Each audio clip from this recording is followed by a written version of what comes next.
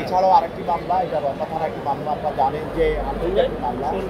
এই মামলার আসামি এনায়েত করিম চৌধুরী, সে বিদেশে একটি গোয়েন্দা সংস্থার পক্ষে বাংলাদেশে আসে। বাংলাদেশে এসে তাকে বন্দী করা হয়। সে ঘোরাফেরা থাকা অবস্থায় তাকে আমাদের আইন শৃঙ্খলা বাহিনী তাকে গ্রেপ্তার করে। গ্রেপ্তার করার পর তার মোবাইলের বিভিন্ন অ্যাপস চেক করা হয়। চেক করার পর আমরা তাকে বুঝতে পারি সে একটি গোয়েন্দা সংস্থার পক্ষ থেকে বাংলাদেশে কাজ করছে, সরকার পরিবর্তনের এবং সরকারকে উৎখাতের জন্য সে কাজ করছে। এবং তার মোবাইল থেকে আমরা তার এখানকার যারা সহযোগী গোলাম মোস্তফা আজাদ এবং ইকবাল আজহার আলী এবং কাজী মামুনুর রশিদ, তাদেরকেও আমরা গ্রেপ্তার করি। সবাইকে জিজ্ঞাসাবাদ করে যেটা আমাদের সামনে চলে আসছে, তারা সাবেক ফ্যাসিস্ট সরকারের বিভিন্ন পর্যায়ে নেতা কর্মী এবং মন্ত্রী। বান্ডেল থাকলে প্রতি সেনমানিতে টাকা বাঁচবে।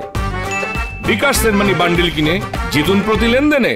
এবং সাবেক আরও জাতীয় পার্টির আমলের কিছু মন্ত্রী, এমপি এবং বিভিন্ন রাজনৈতিক নেতা কর্মীদের সঙ্গে যে যোগাযোগ করে এবং তাদেরকে বিভিন্ন অর্থের লোক দেখাচ্ছে এবং তারা এই সরকার উৎখাত করার জন্য একটি ছায়া সরকার গঠনের চেষ্টা করেছিল।